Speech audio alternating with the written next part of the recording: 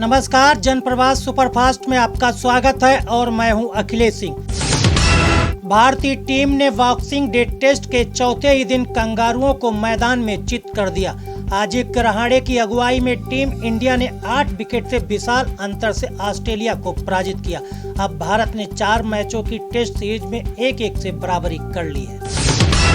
केंद्रीय स्वास्थ्य मंत्री डॉक्टर हर्षवर्धन ने देश की पहली न्यूमोकोकल कॉन्जुगेट वैक्सीन का उद्घाटन किया। इसे सीरम इंस्टीट्यूट ने विकसित किया। यह टीका निमोनिया रोग में बेहद कारगर है। साथ ही अन्य विदेशी टीकों की अपेक्षा काफी सस्ता है। आज से यह बाजार में उपलब्ध होगा। जम्मू कश्मीर समेत अन्य पहाड़ी क्षेत्रों में बर्फबारी जारी है। इसका असर उत्तर भारत के मैदानी इलाकों पर भी पड़ेगा। मंगलवार से नए साल तक उत्तर भारत में मैदानी इलाकों में शीतलहर का प्रकोप रहेगा। मौसम विभाग ने दिल्ली हरियाणा के लिए ऑरेंज अलर्ट जारी किया है। हिमाचल प्रदेश में बर्फबारी से 3 नेशनल हाईवे समेत 401 सड़कें बंद हो गई। इससे 200 से ज्यादा बसें फंस गई हैं। इससे प्रदेश भर में 344 बिजली के ट्रांसफार्मर खराब हो गए, जिससे कई क्षेत्रों में बिजली पानी ठप हो गई है। साथ चंबा, मंडी और जिले में 3 घर क्षतिग्रस्त हो गए। हाई सिक्योरिटी नंबर प्लेट और कलर कोडेड स्टिकर की बुकिंग प्रक्रिया को आसान बनाया जा रहा है। इसके लिए फॉर्म में बेहद जरूरी सूचनाएं ही मांगी जाएंगी। इसके लिए चरणों को 12 से घटाकर केवल 6 कर दिया गया है। बुकिंग के इंजन नंबर के केवल अंतिम 5 अंक दर्ज करने होंगे। कोरोना का नया रूप स्ट्रेन भारत पहुंच गया। यह ब्रिटेन से लौटे 4 लोगों में मिला है। इसके बाद सरकार और स्वास्थ्य मंत्रालय सतर्क हो गए। सभी पॉजिटिव को आइसोलेट किया गया है। 3 मरीज बेंगलुरु, 2 और 1 पुणे में मिला है। ये सभी वेरिएंट जीनोम की चपेट में आए हैं। भारत में अब तक कोरोना के जीनोम में 19 तरह के आनुवंशिक बदलाव देखे गए। भारतीय वैज्ञानिकों को यह जानकारी अध्ययन में मिली है। SN440 के अन्य वायरस की तुलना में 2% तेज मिला है। सबसे ज्यादा तेजी से फैलने की ताकत सिर्फ स्ट्रेन में मिली है। CRPF अब खुद के तकनीकी योद्धाओं की खास टीम तैयार करेगा। यह टीम तकनीक उपकरण तैयार करेगी। इसमें रिसर्च पर खास ध्यान दिया जाएगा। इसके लिए DRDO और IIT के साथ मिलकर एक बड़ी योजना पर काम शुरू किया गया है। पंजाब में भारत पाक सीमा धुंध से पूरी तरह से ढक गई है। ऐसे में दोनों देशों के तस्कर सक्रिय हो चुके हैं। पाकिस्तान की गतिविधियों पर पैनी नजर रखने के लिए BSF ने गश्त बढ़ा दी है। सरहद से सतलुज नदी गुजरने की वजह से यहाँ धुंध ज्यादा पड़ रही है। पीएम मोदी 31 दिसंबर को राजकोट एम्स का शिलान्यास करेंगे। उनके साथ गुजरात CM विजय रूपाणी मौजूद रहेंगे। यह 750 बेड की सुविधा वाला अस्पताल होगा, जिसमें विशेष और सुपर स्पेशलिटी विभाग होंगे। यहाँ 125 MBBS और 60 नर्सिंग सीटें होंगी। केंद्र सरकार ने आंदोलनकारी किसानों से अगले दौर की वार्ता के लिए समय तय कर दिया। इसके लिए सरकार ने 40 किसान संगठनों को पत्र लिखा है। साथ ही 30 दिसंबर को वार्ता के लिए बुलाया है। सरकार के इस कदम को नए कृषि कानूनों पर जारी गतिरोध को खत्म करने की दिशा में बताया जा रहा है। केंद्रीय कृषि मंत्री नरेंद्र सिंह तोमर ने किसानों के आंदोलन पर बड़ा बयान दिया। कृषि मंत्री ने कहा कि नए कृषि कानूनों के खिलाफ किसानों के बीच सुनियोजित तरीके से झूठ की दीवार खड़ी की गई। ऐसा लंबे समय तक नहीं चलेगा। किसानों को जल्द सच्चाई का एहसास होगा। पंजाब में आक्रोशित किसानों ने 24 घंटों के भीतर जियो के 90 मोबाइल टावरों को क्षतिग्रस्त कर दिया। इससे हजारों मोबाइल फोन ठप हो गए। पिछले 2 दिनों में 1500 जियो के मोबाइल टावरों को क्षतिग्रस्त किया गया है। किसानों पर पंजाब CM की अपील का कोई असर नहीं पड़ रहा है। किसानों ने गाजीपुर बॉर्डर पर आह्वान किया है कि वह नए साल का जश्न परिवारों के साथ बॉर्डर पर ही मनाएंगे। किसान नेताओं ने दिल्ली वासियों से भी अपील की है कि वह भी जश्न में किसानों का साथ दें। महिलाओं को सुविधाएं देने के लिए अलग कमेटी का भी गठन किया जाएगा। मथुरा से सांसद हेमा मालिनी ने एक वीडियो क्लिप जारी किया है, जिसमें उन्होंने नए कृषि कानूनों को किसानों के लिए लाभकारी बताया। उन्होंने कहा कि आंदोलनकारी किसानों को धरना समाप्त करके सरकार से बातचीत करनी चाहिए। उन्होंने जय जवान जय किसान का संदेश भी दिया। केंद्रीय मंत्री स्मृति ईरानी ने कृषि कानूनों के विरोध को लेकर विपक्ष पर निशाना साधा है। उन्होंने कहा कि इस साल हुए हर चुनाव में भाजपा को जीत मिली है, लोगों को पीएम मोदी के नेतृत्व पर भरोसा कायम है, वहीं विपक्ष लोगों को गुमराह करने में लगा है। प्रदर्शन विपक्ष की साजिश है। किसानों के साथ वार्ता से पहले एनसीपी प्रमुख शरद पवार ने केंद्र को नसीहत दी है। उन्होंने कहा कि आंदोलन को बहुत गंभीरता से लेने की जरूरत है। दोनों पक्षों के बीच वार्ता होनी चाहिए। यह चिंता की बात है कि किसान भीषण ठंड में सड़कों पर प्रदर्शन कर रहे हैं। किसानों के समर्थन में तमिलनाडु के राजनेता कमल हासन भी उतर आए। हासन ने कहा कि कृषकों का सम्मान न करने वाला देश कभी ऊपर नहीं उठ सकता है। किसान हमारे अन्नदाता हैं। उन्होंने संकेत दिया है कि तमिलनाडु विधानसभा चुनाव में उनकी पार्टी तीसरे मोर्चे की अगुवाई कर सकती है। रक्षा मंत्री राजनाथ सिंह ने IIM रांची के दीक्षांत समारोह को संबोधित किया। उन्होंने कहा कि भारत के पास सुपर पावर बनने की क्षमता है। इसके लिए शिक्षा, स्वास्थ्य और उद्योग के दोनों क्षेत्रों में अहम उपलब्धियों की जरूरत है। इन क्षेत्रों का भी अभी पूरा उपयोग नहीं हुआ है। पत्रकार अर्नब गोस्वामी पर मुंबई पुलिस का शिकंजा कसता जा रहा है। पुलिस ने अदालत में आरोप लगाया है कि TRP छेड़छाड़ में बार के पूर्व CEO पार्थो दास गुप्ता शामिल थे। अर्नब ने दास गुप्ता को इसके लिए लाखों का भुगतान किया है। सेंट्रल विस्टा परियोजना एक कदम आगे बढ़ चुकी है। पर्यावरण मंत्रालय की विशेष समिति ने मंजूरी देने की सिफारिश की है। समिति ने निर्माताओं को निर्देश दिया है कि मौजूदा ढांचे को गिराने के दौरान वायु प्रदूषण नहीं होना चाहिए। शिवसेना ने एक बार फिर यूपीए गठबंधन की कमान संभालने वाली कांग्रेस पर सवाल उठाया। मुखपत्र सामना में लिखा है कि एक समय था जब कांग्रेस पत्थर को भी खड़ा करती थी तो उसे लोगों का समर्थन हासिल होता था। अब कांग्रेस के समर्थन वाली मतपेटी बदल चुकी है। जेडीयू फिर से सामाजिक न्याय और धर्मनिरपेक्षता के पुराने एजेंडे पर लौटेगी।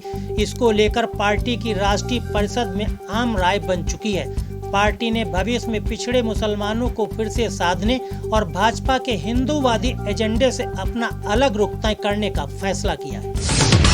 3 दिवसीय यात्रा के पहले दिन सेना प्रमुख नरवणे ने दक्षिण कोरिया के शीर्ष सैन्य अधिकारियों के साथ व्यापक बातचीत की। वार्ता का मुख्य उद्देश्य दोनों देशों के बीच रणनीतिक और रक्षा सहयोग को और मजबूत करना रहा। भारतीय सेना के किसी प्रमुख की यह पहली यात्रा है।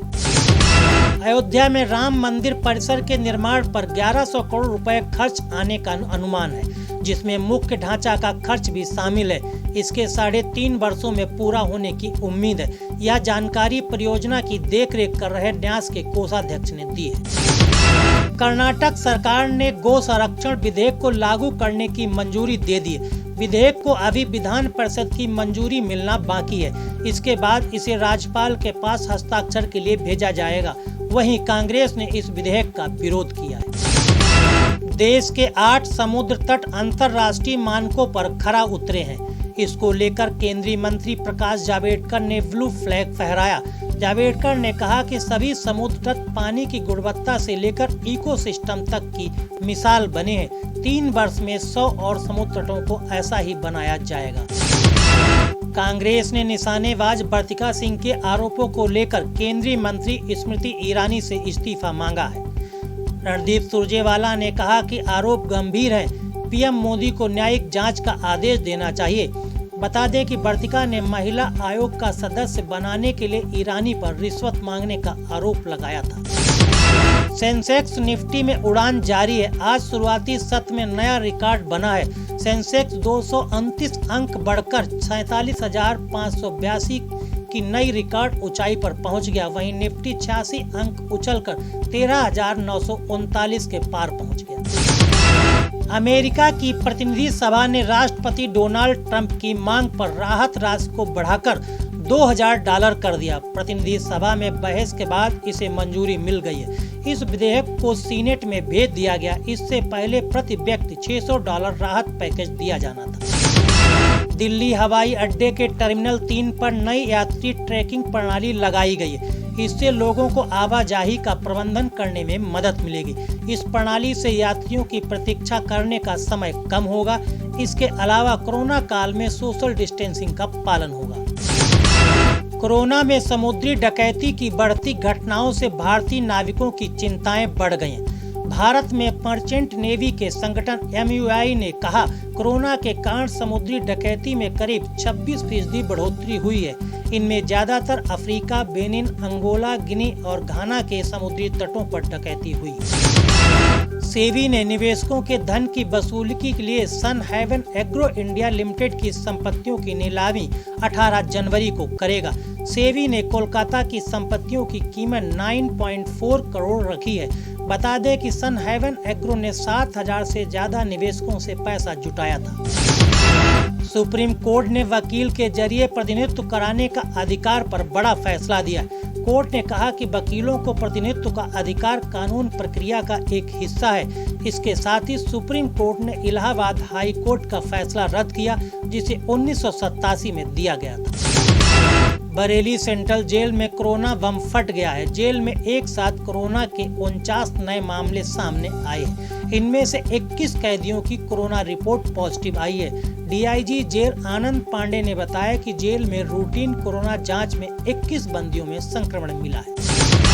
यूपी STF ने अंतर्राज्यीय गौ तस्कर गिरोह का भंडाफोड़ किया है। STF ने इस गिरोह के 20 तस्करों को लखनऊ के किसान पथ से गिरफ्तार किया है। इनकी पहचान रिजवान और जुमेर समेत अन्य के रूप में की गई है। इनसे कई गाड़ियां भी बरामद की गई हैं। तमिलनाडु के चेन्नई हवाई अड्डे पर CISF ने सोना तस्करी के मामले में इंजीनियर नियामतुल्लाह को पकड़ा है। यह दुबई से सोना लेकर हवाई अड्डे पर पहुंचा था। इसने अपनी कमर में सोने की 2 ईंटें बांध रखी थी। यूपी के फतेहपुर पुलिस की आदमपुर गंगा घाट के पास डकैतों से मुठभेड़ हुई। इसमें पुलिस ने 6 डकैतों को गिरफ्तार किया। इनके नाम अंगद सोनकर, राजेश राज कपूर, रमेश पासी, अजय सोनकर और अनिल उर्फ पांडे हैं। इनके कब्जे से कैश और कई असलहे बरामद हुए। छत्तीसगढ़ के दंतेवाड़ा जिले में सुरक्षा बलों ने मुठभेड़ में 2 महिला नक्सलियों को मार गिराया। SP अभिषेक पल्लव ने बताया कि काले पाल और काकारी गांव के बीच जंगल में मुठभेड़ में 2 महिला नक्सली मारी गई। जम्मू कश्मीर के DDC चुनाव के नवनिर्वाचित सदस्यों को शपथ दिलाई गई। इसमें सभी 10 जिला विकास परिषदों के नवनिर्वाचित सदस्यों ने पद एवं गोपनीयता की शपथ ली। बता दें कि DDC चुनाव में 140 सदस्य निर्वाचित हुए हैं। सुप्रीम कोर्ट ने विभिन्न पीठ के मुकदमे सूचीबद्ध करने के लिए रोस्टर की घोषणा की है। यह रोस्टर 4 जनवरी से लागू होगा। नए रोस्टर के तहत CJI और 7 वरिष्ठ न्यायाधीश जनहित याचिकाओं, पत्र याचिकाओं और सामाजिक न्याय संबंधी मामलों की सुनवाई करेंगे। छत्तीसगढ़ विधानसभा का शीतकालीन सत्र तय समय से 2 दिन पहले ही समाप्त हो गया। विधानसभा के उपाध्यक्ष मनोज सिंह मंडावी ने शीतकालीन सत्र के समाप्त होने की घोषणा की। उन्होंने कहा कि सत्र की कुल 5 बैठकों में 21 घंटों की चर्चा हुई। शांति निकेतन की जमीन पर अवैध कब्जे के मामले में नोबेल पुरस्कार विजेता अमर सेन का नाम सामने आया है। इसको लेकर CM ममता बनर्जी ने केंद्र सरकार पर निशाना साधा है। उन्होंने कहा कि अमर सेन भाजपा की नीतियों के खिलाफ हैं, इसलिए उन्हें निशाना बनाया जा रहा है। सरकार ने प्याज निर्यात से प्रतिबंध हटा लिया है। 1 जनवरी 2021 से प्याज का निर्यात शुरू हो जाएगा। किसान संगठनों ने सरकार के इस फैसले का स्वागत किया है। इससे बड़े प्याज निर्यातों के साथ किसानों को उचित मूल्य मिलेगा। अमेरिका की इलेक्ट्रिक कार टेस्ला अगले साल भारत में अपना परिचालन शुरू करेगी। भारत में मांग के आधार पर विनिर्माण इकाई लगाने की संभावना तलाशेगी। केंद्रीय मंत्री नितिन गडकरी ने यह जानकारी दी। उन्होंने कहा कि इससे ई-वाहन उद्योग शुरू होगा, जिससे तेल आयात में कमी आएगी। शिवसेना सांसद संजय राउत ने ठाकरे सरकार और केंद्रीय एजेंसियों को लेकर बड़ा दावा किया। संजय राउत ने कहा कि महाराष्ट्र में उद्धव ठाकरे की सरकार को अस्थिर करने की कोशिश की जा रही है। इसके लिए केंद्रीय एजेंसियों का इस्तेमाल किया जा रहा है। कोरोना महामारी प्राथमिक और द्वितीयक सूची बाजारों को प्रभावित करने में विफल साबित हुई है। इस साल में अब तक शेयर निर्गमों से सबसे ज्यादा पूंजी जुटाई गई है। आरंभिक सार्वजनिक निर्गम, बिक्री पेशकश और अन्य निर्गमों से जुटाई गई पूंजी वर्ष के दौरान 116% से बढ़कर 1.78 लाख करोड़ रुपए रही है। चीनी कम्युनिस्ट पार्टी के उपमंत्री ने नेपाल में 17 रोड नेपाल कम्युनिस्ट पार्टी के दोनों प्रतिद्वंदी गुटों के बीच जारी मतभेद दूर करने की कोशिश की। इसके लिए चीनी उपमंत्री ने प्रचंड से वार्ता की। इसके अलावा माधव नेपाल से भी मुलाकात की। इस दौरान दोनों नेताओं से नेपाल के राजनीतिक हालात पर चर्चा की। केंद्रीय गृह मंत्री अमित शाह ने दिवंगत प्रशासक और राजनेता अरुण जेटली की आदमकद प्रतिमा का अनावरण किया। इस प्रतिमा को दिल्ली एवं जिला क्रिकेट संघ के परिसर में लगाया गया। जेटली की प्रतिमा को जाने माने शिल्पकार राम सुतार ने तैयार किया है। पूर्व भारतीय क्रिकेटर बिशन सिंह बेदी ने अरुण जेटली की प्रतिमा लगाने की आलोचना की। बेदी ने कहा कि डीडीसीए में किसी प्रेरणादायी क्रिकेटर की जगह प्रशासक की प्रतिमा लगाने का फैसला गलत है। दर्शक दीर्घा से भी जेटली का नाम हटाया जाए। खबरों का सिलसिला जारी रहेगा। देखते रहिए जनप्रभात। नमस्कार।